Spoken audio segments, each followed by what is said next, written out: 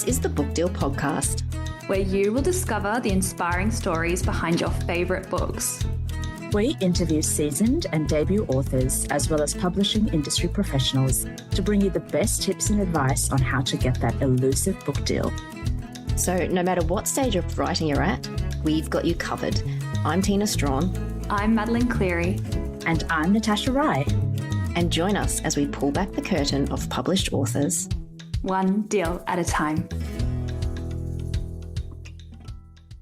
The Book Deal podcast acknowledges the traditional owners of the land and waters which it's recorded on, and pays respect to their elders past, present and emerging. Hello everybody, it's Tina Strachan here, and I am so delighted to be back again with my most incredible, wonderful co-hosts, Madeleine Cleary and Natasha Rai. How are you going, ladies? Yeah, good. It's so nice to see you again. It's been a couple of months, hasn't it? And it's been a busy few months for everybody. Lots of writing, lots of. We projects always that say you're this, working Tina, on. though. Isn't this how we always introduce every month? We're like, how busy we are. Well, that's a good thing, you know, or is it? Do we look forward to a month where we're like, oh, I haven't done much? I wouldn't mind to say Yeah. I've had a great leisurely month. I'd like to say Yeah. that one time. Well, it has been, you know, there was a long weekend in there, Easter, and hopefully you've all had your fair share of chocolate. Do you know, you said that a couple of times, I think, in some voice notes about chocolate. I did not eat chocolate once over Easter. Is that bad? Yeah, I think so. It's not bad. It just makes me sad. I know. Well, I think because I looked at buying them, but maybe it's because I don't have kids. And I did look at the shops, and I was like looking at buying them, and it was like $10 for an Easter egg. And I'm like, am I just going to buy myself an Easter egg? Because no one buys me Easter eggs How come anymore. no one's buying you an Easter egg? Well, because I'm a 35-year-old woman. Oh, it doesn't matter. Easter Bunny isn't ageist. It comes to everybody. Well, No, look, I lie, actually. My best friend did buy me a lint bunny, and I did eat that over the course of a week. Oh, okay. Yes. Just little bits. Because I'm not a big chocolate. Like, I eat chocolate, but I don't smash it. Lint bunny over a week. Yeah. Yes. Just little tiny. I just like Pat laughed because I just broke off the ear and just nibbled on that. And then just slowly ate that throughout the week. I'm glad neither of you have Tina haven't seen me eat chocolate. Tash is making these like grabbing actions to her mouth. But look, hey, a lint Easter bunny is quality and should be savoured. That's if you have that kind of self-control. My best friend gave me a bunny too, and it was so cute because I was staying at her place and I woke up just creeping in with the bunny, like to pretend the Easter bunny had been, and she was going to put it on my other little table next to the bed. That's so cute. So I ate that in one sitting during a writing session. And then I also got some Ferrero Rochers, and I also ate every single one. So they are hard to stop. Yeah. Well, we know what to get you, Tash. That's good to know. Chocolate fiend. My mum actually is also a chocolate fiend. You can't have it in the house. If you leave it out on the bench, like even if it's not her chocolate, sometimes I've bought chocolate for Dad, and he's left it out on the kitchen bench. Yes. And then Dad will come home, it's gone, and Mum will always blame Dad. It's like, well, if you leave it out, it's going to get eaten. There is that. You got to hide it. That is true. Yes. Yeah. He should know what she's like by now. Pat actually, he always says to me that I eat like a bunny, like I eat roughage, and that's all I can stomach. You nibble? So maybe I'm the bunny. I'm actually not the chocolate fiend. I don't know. Okay, so no chocolate for Madeleine. All right. Just get me carrots. Some carrots, some nibbles. All right. Okay, fair enough. Well, Tash is like looking at me like, how are we friends? It's funny. We were just talking about the Writers on the Reef residency, which me and Tash went to last year, obviously, and they've just announced the shortlist this year. And we were talking about there was a lot of chocolate on that island. For our little getaway. That. Yes, I said lots of chocolate and lots of cheese, and I said whatever you think is a lot, double it. Yeah, and they came through with the goods because I think they're writers themselves and they understand what we do need. Cheese, I will smash. A whole wheel of cheese, I'll eat that. There was a lot of that too. Yeah. All right, okay. Awesome, ladies. And I hope, but did you manage to have a little bit of a break though? A little bit of a rest? No. Okay, because we've got deadlines and things. All right. I want to find out more about this, get a little bit of an update. We've got some fun things that we want to chat about too as well, actually. But you know what we haven't done in a long time and that I love to do? It's the guess what the new locations are of people that are listening to the podcast and who has been there. Oh, okay. Yeah, let's do it. Remember? Yeah, so we've only done that a couple of times and it's really fun. I keep forgetting to do it. Okay, so let me know if you've been to these places. Ready? Welshpool in Western Australia. Nope. No, me neither. I've actually never been to Western Australia, but I would really like to. Yeah, same. I'd like to go. And they were listening to the Jack Heath episode from last week, which was lots of fun. We're going to chat about that actually today. Danbury in Connecticut. no. No, I've been to the States, but I've not been to Connecticut. Again, Me neither. listening to Jack Heath. Glen Iris in Victoria. Well, yes, obviously. Madeleine's been there. Glen Iris Is in that near Melbourne. you? It's maybe, it's not too far. Okay, all right. So listening to our other the week before that with Tina Clark from CYA about how to get your leg up with competitions and networking. Now this next one, I had to Google this because I did not know where it was, and then I immediately started looking for flights there, Googling flights. It's Tarawa in the Gilbert Islands. Have you ladies ever been there or heard of that before? No. Well, it is a string of islands in between Australia and Hawaii, like so tiny on the map. It is beautiful. Tarawa is like a coral atoll. There's like 70,000 people that live there and it is gorgeous. And yes, you can fly there and you can stay there and go on holiday. So I did look that up. And they were listening to the Kate Mildenhall Hiding Place Spoiler Book Club. Oh, you should check it out. It looks amazing. We're going to have to book a book deal podcast. I was just about to say that. Let's do a podcast. I just want to know what is this person writing? If you're listening, let us know. It has to be some sort of, reef, adventure, fantasy, some kind of romantasy, although quite historical there, Madeleine. So maybe you could go and do some research. Yeah. Anything tax deductible. Let's do it. Yeah, I can go do some research too. I don't mind. Yes, I would like to write lots of things with environment and stuff in it. Yeah. Done. So before we go off and plan our holidays to Tarawa, I want to hear updates, ladies. It has been busy, like we said, lots of writing, which is incredible. Tash, do you want to start? What have you been up to? So I got my structural edits back, along with very sad news that my publisher, he's now left Pantera. So it was huge, two big things happening in one go. But I've started working on my structural edits and oh my God, it is so different. And I know, Mads, you've mentioned this already, working on yours, how different it is to book one. I'm feeling a little stressed because the timelines feel very tight. I've only got a month to turn them around. Which is crazy. That's actually not a lot of time, is it? It isn't. It really isn't. How many words is the novel at the moment? It's really long. It's like 120,000 words. Is cutting it part of what you have to do? No, they don't want me to cut. Oh, wow. Yeah, it's more that 2/3 of it needs significant rewrites. And so, I don't know, it feels like they are really confident and comfortable in my ability to do it. I think what I'm really worried about is that parts of it are of a standard that I'm happy with, because I've been asking myself, am I being hypercritical, like really judgmental about this work? Because I'm really not happy with it at the moment. So, but I know that there's parts of it that are good or of a standard that I'm comfortable with, and other parts are not. And my worry is actually that I won't be able to get it to a standard that I'm okay with. Is there any flexibility with the 4 They're weeks? looking into it. So currently the publication date is March next year, which I know is a year away, and that, publishing works on such weird timelines.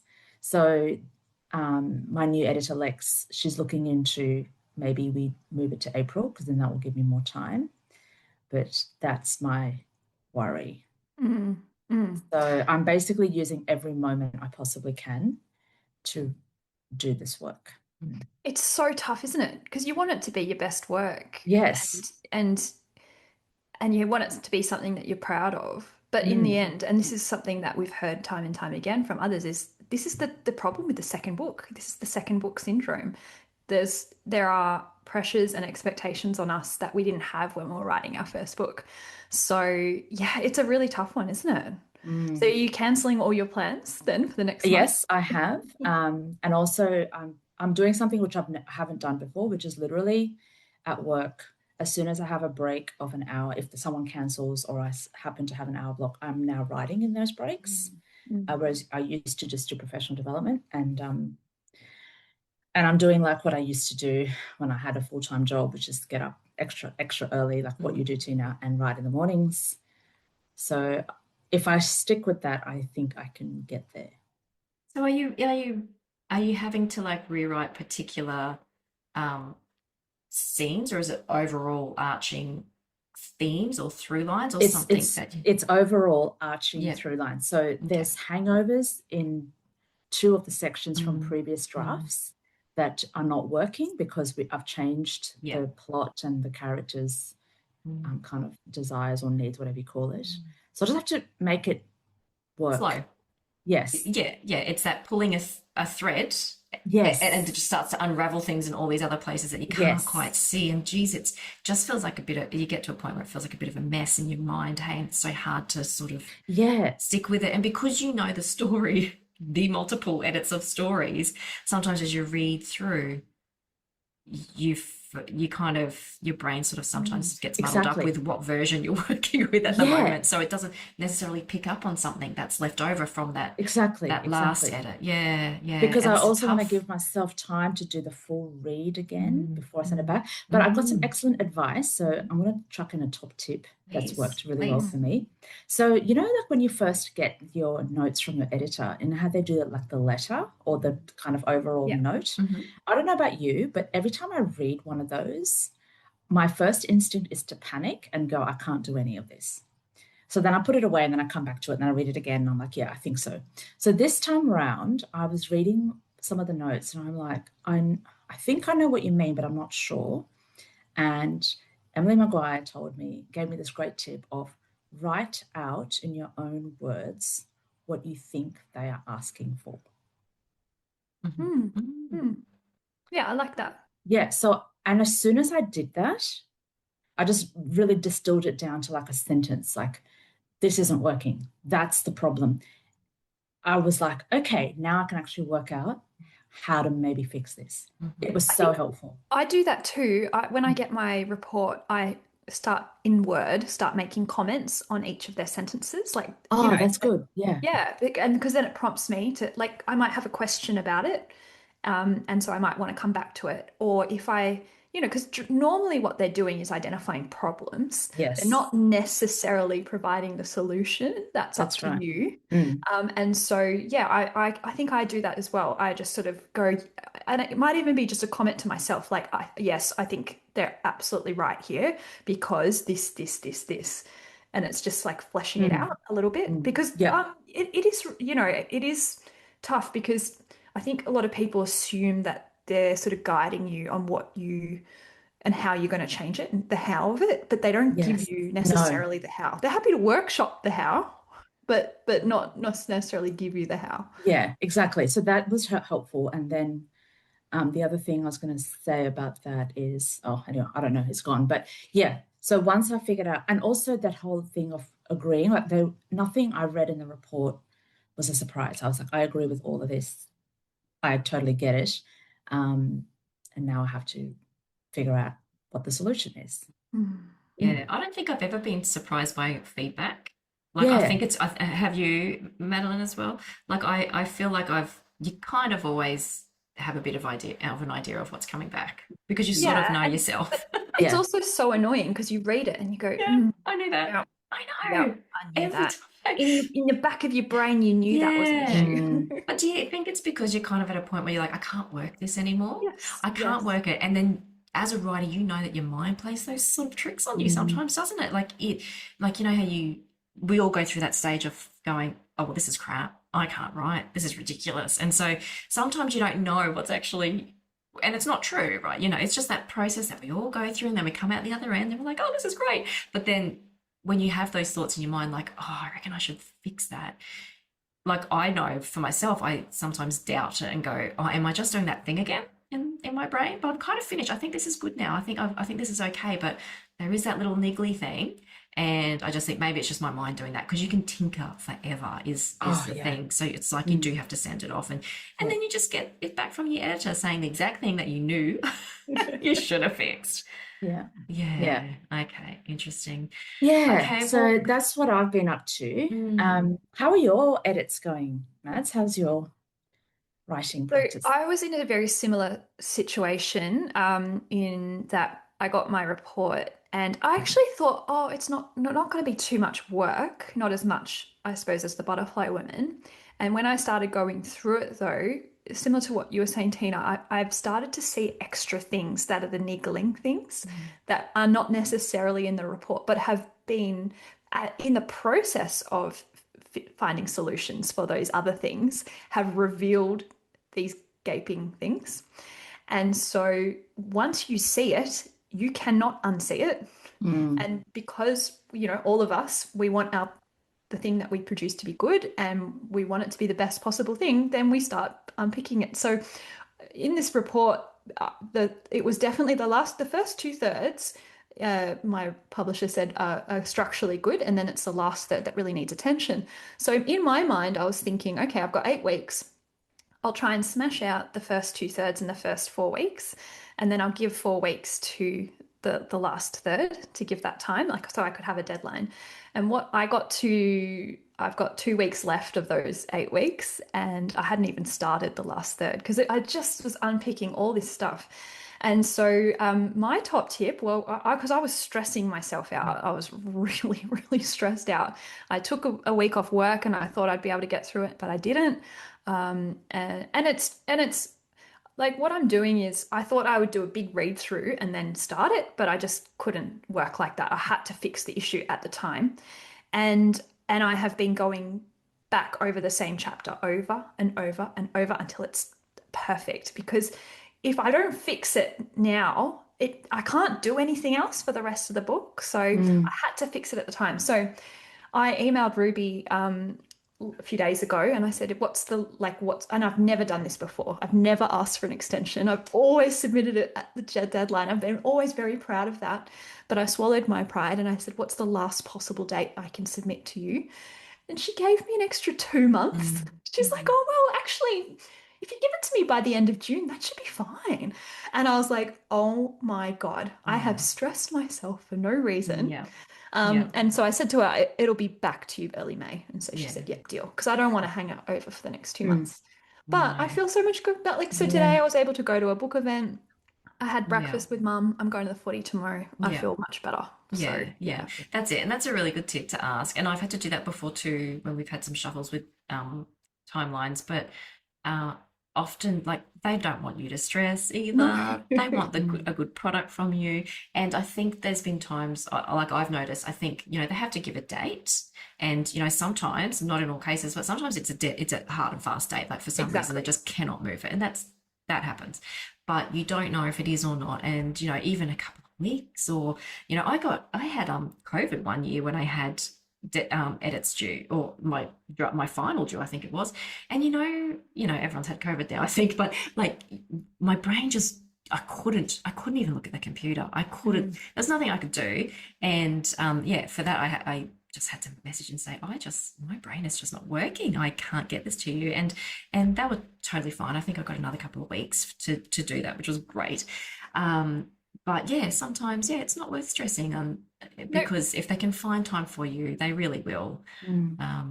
So that they can get the best product out of you. So that's yes, good. and when you're stressed, you're not producing that good creative work as well. You're not. Yeah. So I think it's important, and particularly because writers these days, we all manage and balance other things. We're not sitting full time at our desk, are we? We've got like multiple That's other right. things. Yeah. It also coincided with an incredibly busy time at work, which was always so happens. unfortunate. They're like, "Oh, Madeline, can you join this task force for like 4 weeks?" As soon as I got my structural edits, I'm like, "Oh my God, how am I going to do this?" I know. So, you know, it's that's life though, isn't it? You can't necessarily always safeguard your time, No. but you can always try and ask for time. Yeah. And Yeah.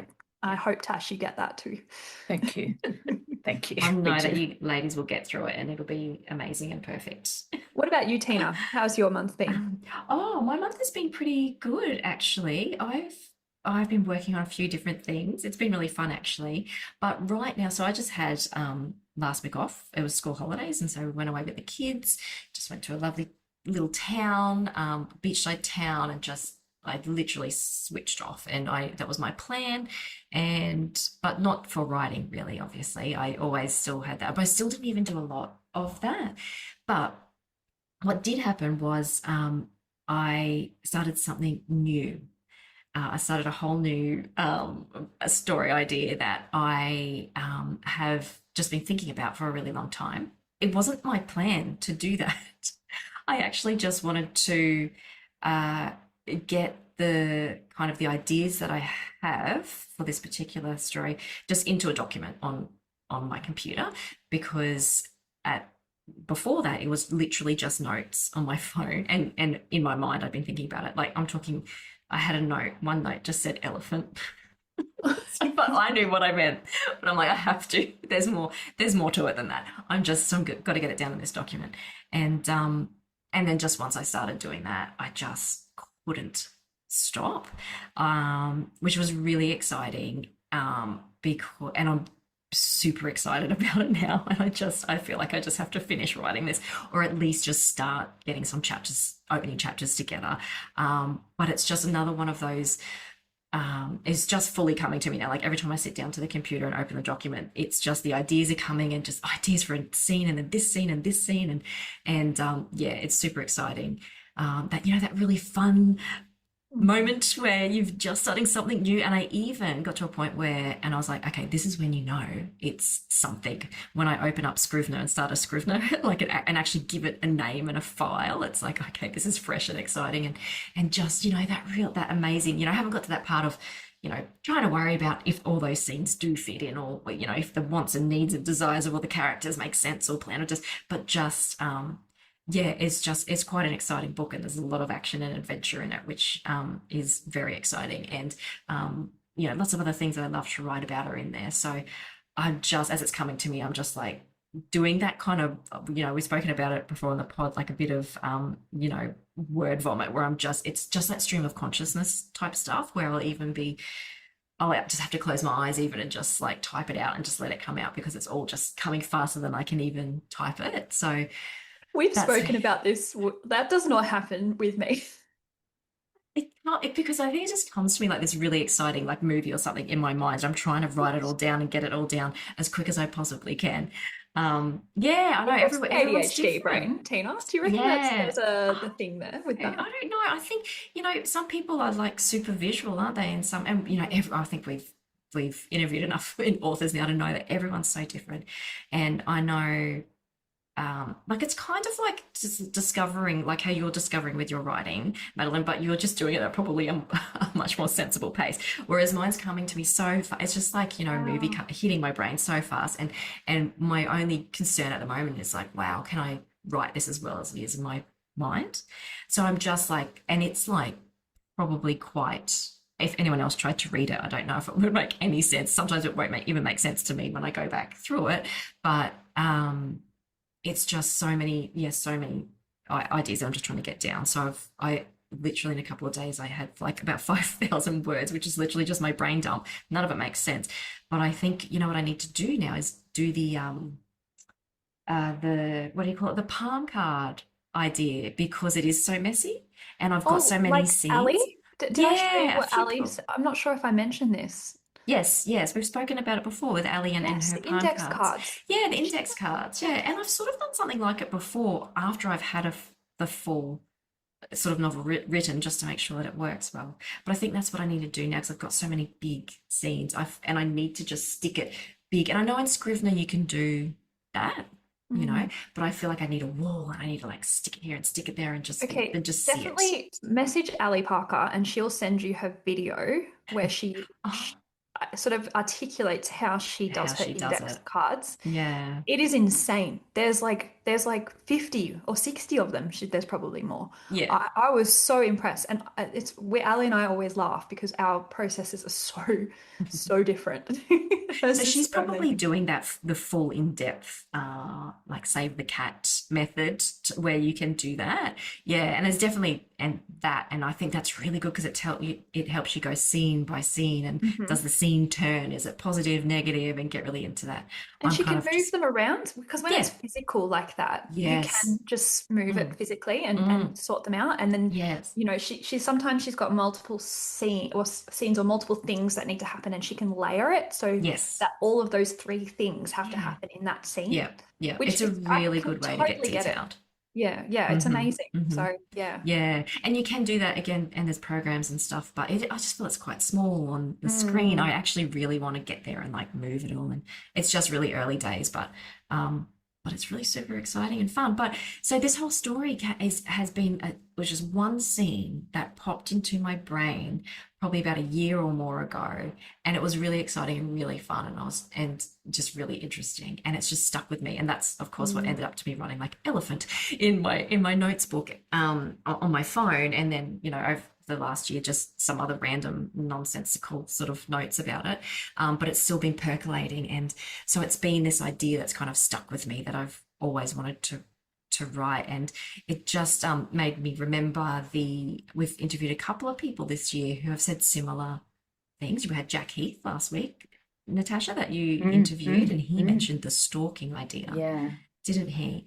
And I think Rebecca Armitage said something similar, and we've got another interview coming up with, I won't say who it's with, but she also said something similar, in that sometimes you just have these scenes or this idea that just won't leave you. And I love how Jack called it the stalking idea. That's what he called it, wasn't it? Yes, it was. Yeah. So has that happened? I just wanted to know if that's happened with you ladies before, and has it been that kind of stalking idea that you've had for your books that you have you've already got out, or the ones that you're writing now? For me, yes. So what tends to happen is I'll get an idea, and if it feels good, I'll actually make sure I write it down or put it somewhere, like what you said, Tina. But I don't necessarily do anything about it. So I've got a few ideas like that where I'm like, oh, that's interesting. And then one of them will just keep coming back. Sometimes like a little whisper, like, hey, and other times it'll be like a little prod, like, because suddenly I'll think of like, oh, but that idea, like something else could, like the next thing and the next thing. And then I'm like, I think I have more than just this little spark. And so I started writing this thing. It was late last year, and I'm so excited about it. It's that kind of pace that you said, Tina, but everything's coming so fast and it's so exciting. And it started off with this scene with this woman getting into a cab with her daughter, and her bags are packed and she's leaving. And I'm like, oh yeah, cool. And I wrote it down and didn't think anything, but that kept coming back and it kept coming back. And then I'm like, and then the other things, other elements that are coming in about who this woman is, who this little girl is, and 20,000 words. I was like, blah, blah, like just, wow. Yeah. So I definitely relate with that idea of, or the theme of like something stalks you or sticks with you and won't leave you alone. Yeah. There's something very supernatural about it, isn't there? Yeah, it is. I think there's something mystical and spiritual. Channeling. It feels like channeling when you're in that moment, don't you think? Well, I mean, I've done a lot of research on spiritualism, obviously, in the 19th century. This is my new book theme. And spirit writing is a thing. It sounds like what's happening is you're channeling a spirit and they're sending down their ideas, and you are just the medium. It feels transcribing like whatever the spirit is telling you. It does feel like that, because sometimes it's so clear that I'm like, have I actually read this already somewhere? And am I stealing someone's idea? And when you are trying to work out, like, there's a plot movement or something's happening, and then you realize what it is and you go, oh my God, of course. That was Yes. always going to be it. Yes, Yeah, yes. it feels really right. Yes, like that. Yes. And Madeline, you've mentioned it before recently about how if you get stuck or if things are a bit slow with the writing, about you'd like to have a nap. Yes. You were saying that, but I'm kind of the same. So I don't have a nap intentionally to try and solve it, but I do love a nap. But and it happened to me like last week as well. Like I just lay down for a little, and I actually couldn't nap, but you're in that kind of like liminal space, right? And my husband walked in like 10 minutes later and I'm frantically at the computer and I'm like, I give him no eye contact, giving nothing, like, don't even look at me. I'm trying not to even be awake, but I'm trying to get those words down that came to me while I was in that half asleep, half awake moment. And they're bloody fantastic, right? Like you just like So you've good. solved everything and it's amazing. Yeah. Because you're turning your brain off from outside stimuli and you're turning into the internal, and that's where it's where it's all coming from. Yeah. I actually find the last 2 weeks I've gotten real deep into structurals because I've had that time of work. And what I find now is when I'm sleeping, I'm having really poor sleeps at the moment, the last 2 weeks, really light sleeping, because I keep waking up and thinking about the plot and coming up, and it is like I'm just getting bombarded with answers, and it's just like, and this is your answer, and this is your answer, and this is your answer. And I said to my husband, I was like, because I got this very strange feeling again, because it's happened a couple of times, around my ancestor, who I think is haunting me to get this story out. And she came very clearly with these answers overnight, like last week. My husband said to me, do you know, it's like, I had really lucid, strange dreams that night too.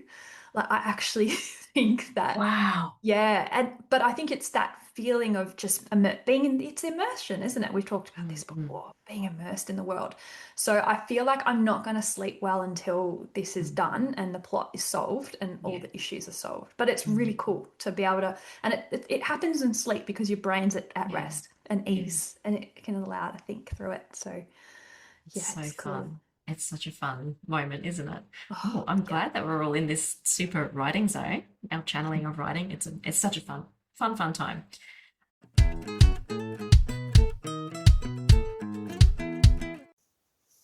Hello, my name is Cassie Stroud and I'm an editor, bookseller and avid reader from Sydney. My debut novel, Iluka, is the culmination of all the types of stories I love to read. Some of my favourite books include The Past by Tessa Hadley, Family Album by Penelope Lively, and Charlotte Wood's The Children.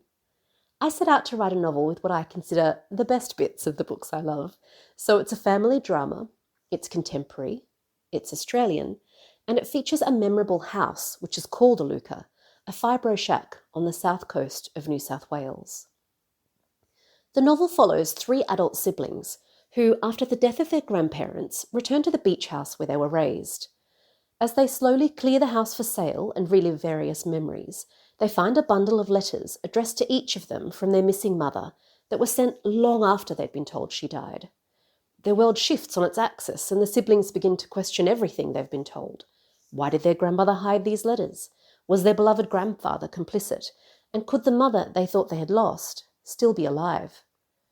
The story examines the stickiness of sibling relationships, the emotional pull of family, and what we owe to the people we love. Iluka, by me, Cassie Stroud, is published by HQ Fiction and is out now. Jack's interview last week was really interesting. Tash, what was it like interviewing Jack? It was amazing. Like, he is so generous.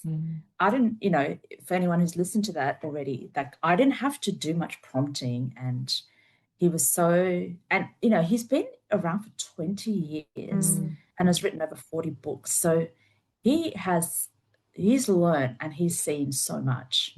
But there's a couple of things that really stood out to me, like, when he says about the industry, like the industry's always in trouble and books are always in trouble. And they've been in trouble the whole time he's been working, and it's been fine. Like, it just survives. So that I really felt that. Yeah. And the that's other reassuring, thing, isn't it? In this environment, like the world right now is not, it's not, doesn't feel like it's in a very healthy, good place. it's not, definitely And I not. keep thinking, why is anyone going to buy a book? in future when petrol costs a ridiculous amount. Like, you know, what's going to go? Is there going to be books? But Jack's right. Like these, it's just always like Yeah, this, exactly. And just as a quick aside on that, I was in Better Read Than Dead yesterday, and there was this woman, and I just wanted to hug her, but obviously I didn't because she's a stranger. But she was literally carrying around 4 books in her arms, and she was still picking 1 or 2 more out. And I'm like, oh, I love this. I just love it. So it's people are buying books. Yeah. Good. Good. Yeah. Yeah. Yeah, I go was just on. going to say that just reminds me of another story. Recently, I was at Quick Brown Fox bookstore up here, and I was just chatting to the ladies there. And as we were there, this guy comes in with his kid, and I could tell by the way that they were greeting him that they knew him. And when he left, and he had this little kid with him, who's so tiny, and the kid just comes in, like clearly been there 1,000 times, I could sense, and he just picks a book, grabs a book, and off they go.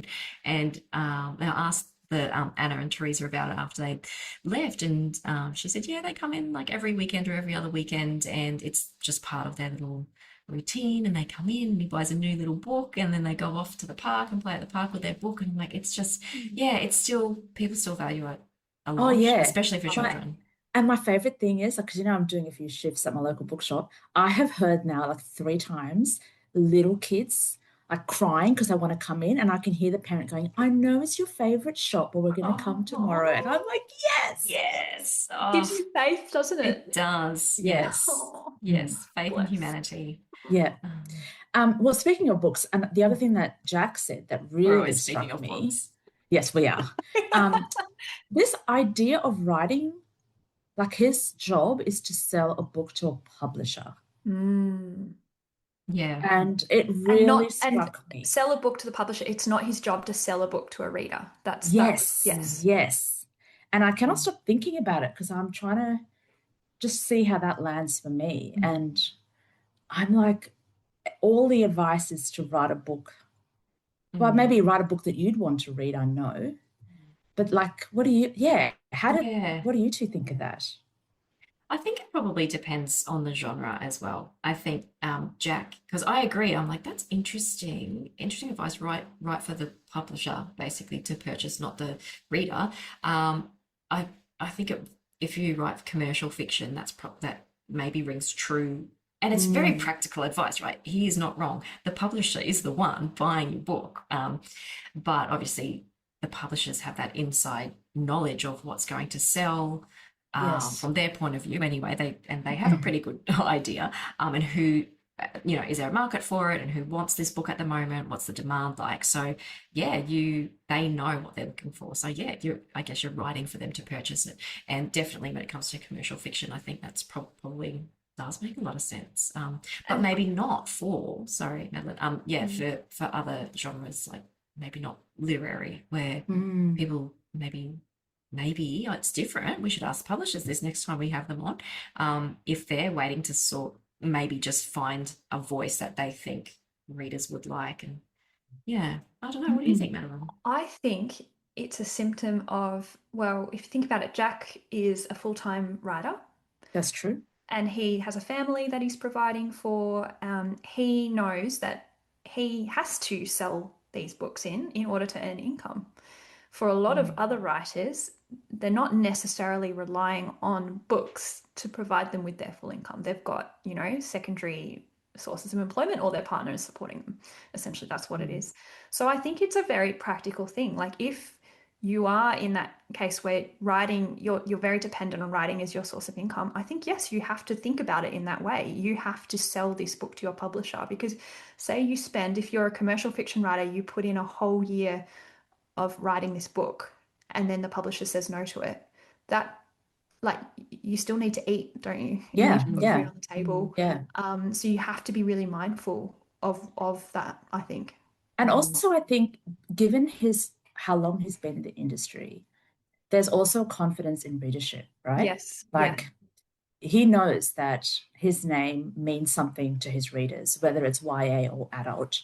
So there is a confidence in, my readers are here and they're in my mind, but that's not the thing I need to worry about. Like, as debuts or something, we have to think about, well, who would read this? Because we get asked all the time, who is this for? What do you want the reader to feel? Whereas maybe when we are having this conversation in 20 years, our conversation will be very different because we will have readers that are kind of consistent and want, to read what we write. What I really liked about the advice too, though, is it actually puts a lot of the onus off the writer to sell the book well. Yes. Because really he's saying that it's the publisher's role to sell the book to readers. That is the publisher's role, hand in hand with the author, of course, but the responsibility in essence lies with the publisher. And I think that is a really reassuring thing for writers. If your book hasn't done as well as you like, in the end, there's only so much you can do as an author to generate that. It is the publisher's role. Your role is to write the best possible book you can. And then after that, the publisher will take it. I actually really appreciated that. That's a really good segue actually into what I wanted to chat to you about next. But I just wanted to say back with Jack's comment, I guess it is just aimed at people who want to be traditionally published, obviously. Yes. You certainly should write with your readers in mind, obviously. And if you have no intention of or aren't concerned about having a publisher sign you so that you can traditionally publish and you're happy to go through the self-publishing route, then obviously that doesn't need anything. And maybe it's more, like Catherine Milne was chatting about, don't pitch me something that I don't represent as well, that I would never rep. So there's a little bit of that too, like who are you, which publisher are you writing for? So if you want to sell, something to Catherine Milne, make sure that it fits what she wants. So that's the little bit of, writing for, if you want her to be a publisher, then you know what you've got to write to send to her. You're not going to pitch her something completely out of her realm. But this sounds really strange, but when I was writing book 2, I actually, because they say that you have someone in mind when you're writing a book. I don't know if you guys have someone in mind as in a publisher or a reader. No. Sometimes I've heard this thing where sometimes when you're writing, you have someone in mind. Like I think Stephen King said it. He writes with his wife in mind. Which is really sweet. And like he'll go, oh, this will make her laugh. Or this will, as in like her reading it. Yeah. Oh, okay. And I definitely did that. I think when I wrote Butterfly, I was thinking in my mind, I was actually thinking of a couple of my friends who love historical fiction. And I was thinking about what they would enjoy in a story, like the romance and that kind of stuff. But then with book 2, I was thinking of my publisher. I had Ruby in mind. Like, Ruby would like this walk through Melbourne because she loves like the visuals of Melbourne and the sort of immersion. And I definitely put in some of those scenes because I knew she would really like those. So isn't that funny? So I did do a switch for sure. Yeah. I'm That writing a seems book to pretty sell natural. to her because in the end I had to sell this book to her. Yeah, that's right. But I mean, it's who doesn't love visuals of Melbourne, right? Like I think it's probably just added a little bit of extra. But I did want to talk. So what you were saying then, I think it leads really well into this next conversation about the job of selling the book as the publisher, and we know that yes, they do the actual selling to the stores. They have the marketing budget, or maybe not, but they have the ties and the connections, and they do so much behind the scene, getting your books into libraries and all those sorts of things, into schools and everything like that. But then also as the author, you obviously hand in hand, like you said, Madeleine, working together to try and get the word out about your book. And everyone always asks this question, don't they? I think it's probably the number one asked question: what can I actually do to help sell my books? Is it posting on Instagram or social media all the time? Because sometimes that feels like the only thing we can do or have control over. It is quite hard, and we'll talk about this just recently because I've done a few in-person events, and for me, I think that that's worked really well for selling books. I feel like I can control that. That's something where I can turn up, and I did an event at Where the Wild Things Are bookstore the other week, and we had it booked out. There was 20 kids. It was a school holiday thing, and each one of those kids bought a book. So that's that. I felt like I could go there, and I'm doing my job, and I'm selling my book, and that's a great outcome, right? Whereas because, I walk into these massive bookstores and, they've got a couple of copies and they're spine out and they've got literally thousands of books on this wall. I just don't know. And they're all spine out. There's a couple that are a face out, which are probably the ones that have just come out.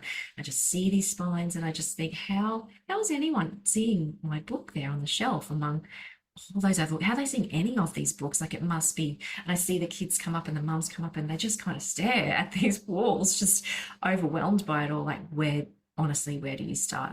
How can you stand out on that shelf? I definitely do feel like that in those big bookstores. And so I was, chatting with you ladies off air about how I felt like that, doing events, bookstore events, library events, festivals, if you can get festivals, but just any of those sorts of things. I've got a few other workshops coming up. I feel like that I've got a good control, and I'm sort of making a difference by doing that when it comes to, getting the books out there into the hands of the readers. But Madeleine, and what do you guys think about that? The in-person, and Madeleine, you were mentioning chatting to booksellers as well. In person, I mean, for me, that's where I feel the most joy, is when you're talking with people about the book. I get very little joy from social media, and I have banged on about that on this podcast for years, that I just don't get a lot of out of social media. I understand its importance and its value, but I just don't get that. But yeah, the in-person events are amazing. So yeah, look, I think, and what you said so resonated with me when you were sort of saying you're in a bookshop and you're looking on the shelf and you go to the very back of the store and there's your copy. I remember actually I was in, I won't name the bookshop, but I was with a friend and we were looking for a copy of The Butterfly Women. And, at the start, like, this book had this like, where there were quite a few copies in this bookshop. But I remember, and it's one of these bookshops with really high bookshelves. Yes. And because Cleary C falls in that particular thing, it was right up the top. Like, I couldn't reach it, no way. You'd have to get a ladder to climb up to get the one copy, and it's like wedged in with, everything. And I'm like, nobody is going to buy this book off the shelf unless somebody recommends that, and that's Bookseller, right? Yeah. So I have been on this campaign, and you guys know this because I think you've both been in bookshops with me. If you see your book on a bookshelf, you grab that copy off that super high, you climb that ladder, you get it down, you go and introduce yourself to the bookseller. You tell them your pitch, you tell them what it's about, you be absolutely shameless about it. So my approach to this, and I mean, I love talking with booksellers because booksellers are the most amazing people. And Tash is a bookseller, so she can tell me if my approach is completely terribly wrong. Sorry, Tash, do you find it easier to talk to other booksellers now that you're a bookseller? Hell yeah. Do you? Okay, Yes. all right. So yes, because Tash, you were one of those ones that was so shy about going to people. I know. Now I'm like, I'll talk. I talk to random people in bookshops and I go, buy that book, and they're like, okay, and they do. But I'm not even working there. Okay, all right. Yes, that's what I do too. And I mean, I remember telling you guys how I saw someone looking at my book once in a bookshop, and I went up to them and said, you should buy that. And I'm like, I'm the author, I'll sign it for you. And you both were like, I would never do that ever. But of course you have to. Like, they might not buy it otherwise. So okay, so my approach, so I'll give you an example. I had a really lovely event on the Mornington Peninsula, Rosebud Library, and I knew about this in advance. And so I looked at, and it's a fair journey, like an hour and a half. And so I thought, I'll stop at some bookshops on the way. So 3 weeks out, I emailed all those bookshops. I said, hi, I introduced myself. I said, I'm coming. I'd love to come in and stop and say hi. I said, it doesn't matter if you don't have any books in stock. That's totally fine. I just want to, introduce myself and see and come and visit the bookshop. I got responses from every single one. Thrilled. They were absolutely thrilled. And so I, gave them an approximate time as well that I would arrive at. So when in the morning, I was like, why do I do this? I've got to navigate multiple things, and it was busy in traffic. But my gosh, when I got there, so good.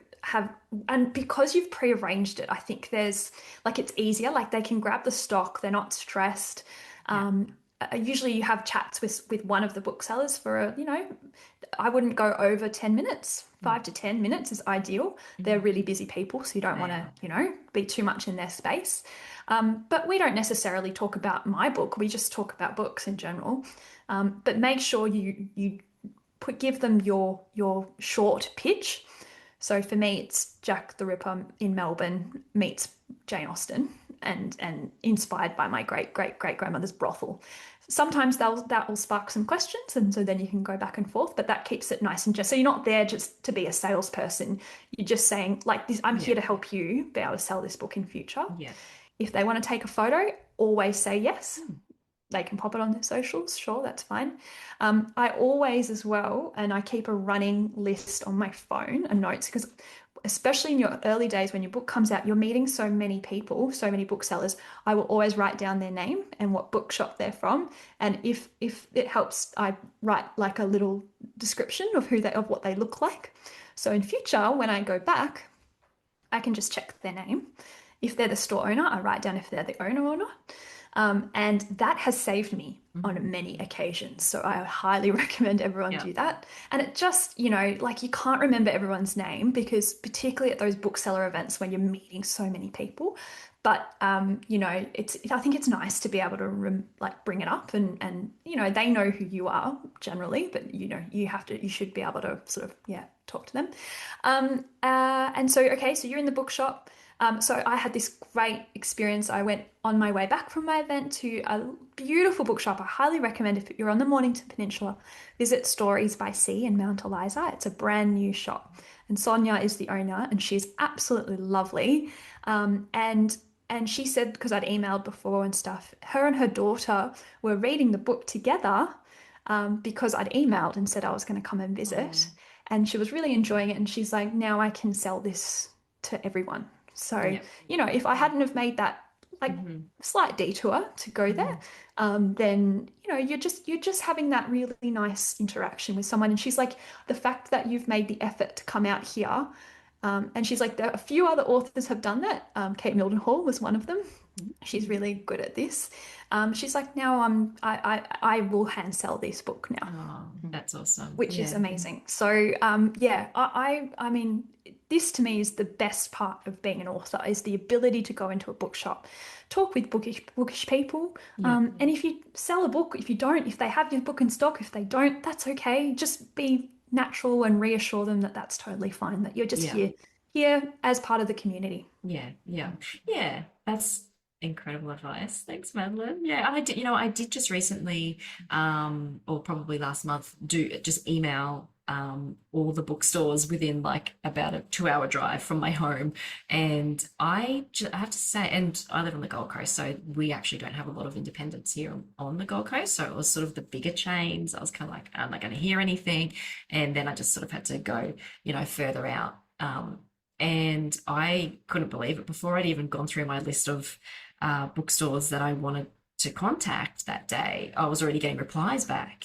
And so I was just really surprised, but like really spurred on by that as well. And it definitely built some confidence to go in and these guys are booksellers. They love meeting real life authors, as well. And taking a photo and all those sorts of things. So I definitely feel a lot more comfortable if I've given a time and a date and all those sort of things of when I'm gonna.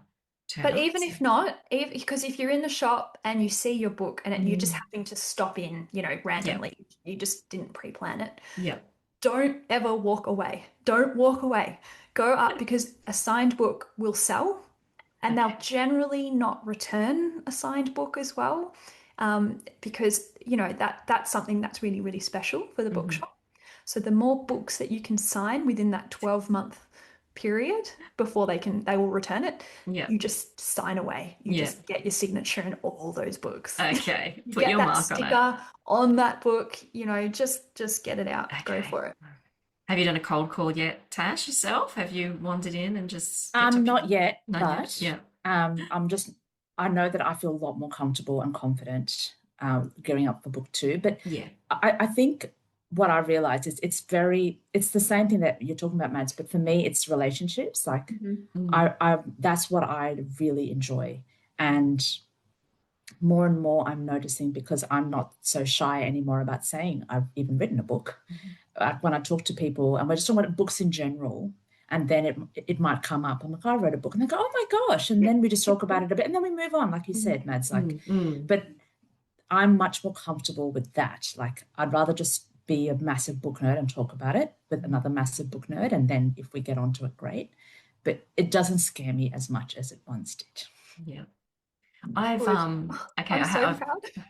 I'm yet to do that, to the one where just a cold call, but I'll let you know. What? I will let you know when I do. No, You have never cold called at a bookshop before. I haven't either yet. No. What? No, Like, you I have didn't to see it. because I dragged you, remember? Oh, that's right. With you. I'm not Yeah. on my own. Yeah.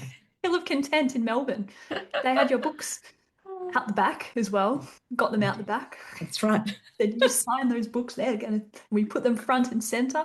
We had a great chat with them as well. We did. Yes. Okay. Oh, maybe we should go on a little cold call drop-in, bookstore drop-in Maybe adventure. we could do like a book deal tour, Oh my gosh. signing books. I remember I cold called a bookshop once, and I knew they had some stock. They had like 4 copies. So I was like, oh, I'll just drop in. Could not find them. But then I found them in like the overflow beneath the shelf. Like they were all stacked, and there was books on top of it as well. So no one would ever have found it. So anyway, I dragged them all out. I said, hey, I'm the author, I'll sign these. They're like, yeah, no worries. Signed them all. And then I checked the stock a week later, all sold. Yeah. Amazing. Because they put them in a good spot then. You know? Isn't that so interesting how it just makes the difference? Because I'm sort of the same as you, Melon. I'm S, so I'm often, depending on the store, quite often down the bottom shelf. Like no one's looking down there. Yeah, it's tricky. So placement does play a big role, and so that's why whenever you're in a bookstore and you see your friend's book there, make sure you turn it face out so everyone That's can see right. it. And I guess I preface all this though with be polite and kind and considerate. If you're cold calling and the bookshop is packed and there's queues and it's Saturday or it's Christmas, don't go and barge your way in and say, I'm an author, can I sign? Like that's not, I think, appropriate. Yeah. So just, play it cool. Maybe that's my top tip. Just play it cool. Yes. And because they are always so busy, aren't they? So they are. They love authors, but just be mindful. Yeah. So No, good one. Good. Is that your top tip for Yes. today, Madeleine? Be mindful. Yeah. Okay. But also just be shameless, but also mindful. Be confident. Yeah. Okay. I love that. And did you have a top tip for today, Tash? Just the thing that I was told about, if you get feedback, if you're not sure what to do about it or how to even understand it, putting it in your own words. Yeah. Was like that. very helpful for me. Yes. That's awesome. Okay. Okay, so my top tip I had not prepared, but I think I'm going to go with my top tip for today is to have a nap. Love it.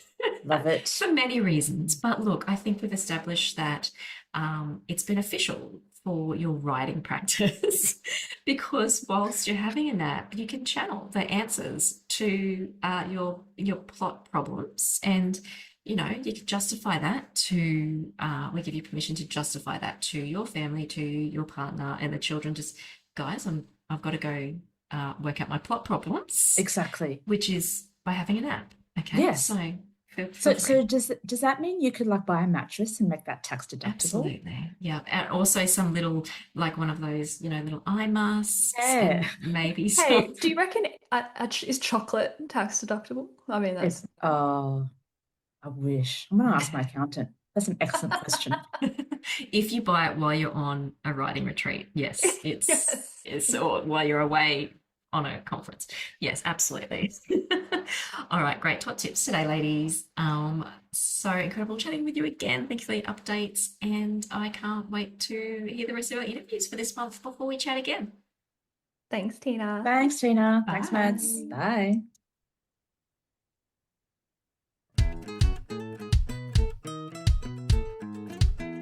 Thank you for listening to the Book Deal podcast. We're able to bring you these weekly writerly chats because of our amazing patrons. Join the TPD family by becoming a member of our Patreon community at patreon.com/the Book Deal podcast. And if you love the pod, please give us a rating or review. And don't forget to follow us on Instagram and Facebook.